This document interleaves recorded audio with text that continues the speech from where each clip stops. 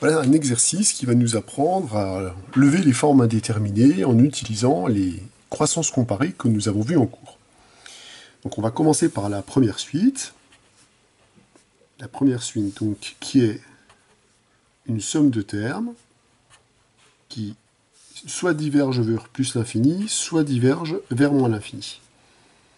Donc on a des formes indéterminées, une forme indéterminée générale qui nous empêche de calculer cette limite grâce aux opérations sur les limites, puisqu'on a une forme indéterminée du type infini ou infini. Donc pour pouvoir lever cette forme indéterminée, il nous faut savoir à quelle vitesse chacun des termes tend vers l'infini. Alors s'il y a des termes qu'on connaît bien et qu'on ne pourra pas simplifier en utilisant des équivalents, c'est par exemple ce terme-là et ce terme-là. Donc ça, c'est des puissances qu'on connaît bien. Donc ceux-là, on ne va pas chercher à les simplifier. D'autant plus qu'on voit par exemple que sur ces deux termes-là, le terme n carré l'emporte sur le terme racine de n, puisque racine de n divisé par n carré, c'est 1 sur n racine de n qui tend vers 0. Donc on sait déjà que la somme de ces deux termes est équivalente à n carré. Alors qu'en est-il du terme avec le logarithme? Alors pour savoir comment se comporte ce terme-là, comme dans tout logarithme, la bonne idée consiste toujours à factoriser le terme dominant. On va s'empresser de le factoriser. N à la puissance 8. Une fois qu'on factorise ce terme dominant, l'autre facteur sera nécessairement un terme qui tend vers 1. Effectivement, 1 plus ln de 7 est bien un terme qui tend vers 1 lorsque n tend vers l'infini. Donc, les propriétés du logarithme nous assurent que le logarithme de ce produit, c'est une somme de logarithmes. Il nous reste à simplifier le terme que l'on retrouve dans la partie prédominante, donc 8 ln de n. Et l'autre terme, je vais simplement me contenter de me dire que c'est un terme qui tend vers 0, puisque le terme dans le logarithme tend vers 1, et le logarithme est continu en 1, et le logarithme de 1 est égal à 0. Pourquoi je me contente de cette précision? Parce que je vous rappelle que l'objectif c'est de calculer une limite, et calculer une limite, c'est calculer la suite à n à la précision d'un petit taux de 1. Donc si je réécris maintenant à n après avoir traité le logarithme, on récupère donc n carré moins racine de n, moins 8 logarithme de n, plus une suite qui tend vers 0. On ne va pas écrire moins une suite qui tend vers 0, puisque ce qu'on retient, c'est que la suite, elle tend simplement vers 0. Maintenant, la situation est beaucoup plus claire, puisque on a déjà dit que racine de n est négligeable devant n carré, puisque le rapport entre les deux, c'est 1 sur n racine de n qui tend vers 0 lorsque n tend vers l'infini. On sait que ln de n sur n carré est un terme qui tend également vers 0 lorsque n tend vers l'infini. Ça, c'est une croissance comparée du cours. Nous savons que ln de n est négligeable devant n carré. Donc c'est le théorème de croissance comparée qu'on a vu qui permet de comparer ces deux suites numériques. Et donc on peut conclure que la suite AN, avec ces éléments-là, est égale à n carré plus la somme de 3 suites négligeables devant n carré, donc plus une suite négligeable devant n carré.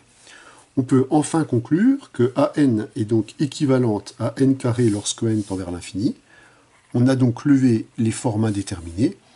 On peut donc conclure que la limite lorsque n tend vers plus l'infini de la suite AN est égale à plus l'infini. Ce qui achève le calcul de notre première limite. Pour la seconde suite, on va opérer le même genre de stratégie, puisqu'on est face à une forme indéterminée identique à la première. On a une forme indéterminée infinie moins infinie. Alors je me permets de signaler que les arguments de croissance comparée vont déjà nous permettre de dire que cette suite est bien définie, puisqu'il faut quand même que le terme dans le logarithme soit au moins défini à partir d'un certain rang, enfin strictement positif à partir d'un certain rang. Dans la première suite, c'était évident, puisqu'on avait une somme de termes qui était strictement positive dès que n était supérieur ou égal à 1. Ici, ça l'est nettement moins. Néanmoins, on sait toujours par des arguments de croissance comparée que n à la puissance alpha est négligeable devant a à la puissance n, lorsque alpha est un nombre réel strictement positif, et lorsque a est un nombre qui est strictement plus grand que 1.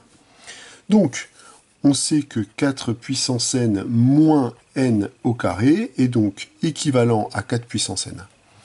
Comme deux suites qui sont équivalentes possèdent le même signe à partir d'un certain rang, on sait qu'il existe un rang à partir duquel 4 puissance n moins n carré sera strictement positif, donc la suite Bn elle est bien définie à partir d'un certain rang. Pour lever la forme indéterminée, on va appliquer la méthode qu'on a appliquée juste avant avec le log, qui consiste à factoriser le terme dominant. Donc ce qu'on a dit au-dessus permet de voir que le terme dominant c'est 4 à la puissance n, et en factorisant le terme dominant, on récupère donc 1 moins n carré sur 4 à la puissance n. Ce qu'on va retenir du deuxième terme, étant donné que n carré est négligeable devant 4 puissance n, c'est que ce terme-là est un terme qui converge vers 0. Alors on peut aussi un petit peu simplifier le logarithme en faisant tomber la puissance. Donc notre logarithme, il est donc équivalent à n ln de 4 lorsque n tend vers l'infini. Si je reviens maintenant au calcul de Bn, on a établi une égalité, donc on peut simplement substituer le résultat de cette égalité dans l'expression de Bn. Il devient donc que Bn est égal à n plus ln de n moins n ln de 4 plus un terme négligeable devant 1. Alors on a deux termes qui sont proportionnels à n, je vais les regrouper. Donc 1 moins ln de 4 fois n plus ln de n plus un terme qui tend vers 0. Le terme ln de n étant négligeable devant n, c'est une croissance qu'on a déjà vue, une croissance comparée qu'on a déjà vue. On en déduit donc que Bn est égal à 1 moins ln de 4 fois n plus un terme négligeable devant n, puisque ces deux termes-là sont négligeables devant n. On peut donc conclure à la nature de cette suite, puisque Bn est donc équivalent à 1 moins ln de 4 fois n. 1 moins ln de 4 est un nombre qui est strictement négatif, puisque ln de 4 est strictement plus grand que ln de e qui vaut 1. Donc étant donné que ce terme est strictement négatif, la suite qui est ici va diverger vers moins l'infini, et comme Bn est équivalente à cette suite, on peut donc en déduire que la limite, lorsque n tend vers l'infini de Bn, est égale à moins l'infini. Alors, il faut bien comprendre l'intérêt de cet exercice. L'intérêt de cet exercice, c'est de démontrer qu'attention, quand on parle de croissance comparée, là, si on avait dit, bon, bah, le log, il doit être négligeable devant la puissance, donc la limite de Bn, c'est la limite de n, c'est plus l'infini, on voit qu'on commet une grosse faute, puisqu'a priori, le terme qui est ici n'est pas du tout négligeable devant n. Tout dépend ce qu'on met dans le logarithme.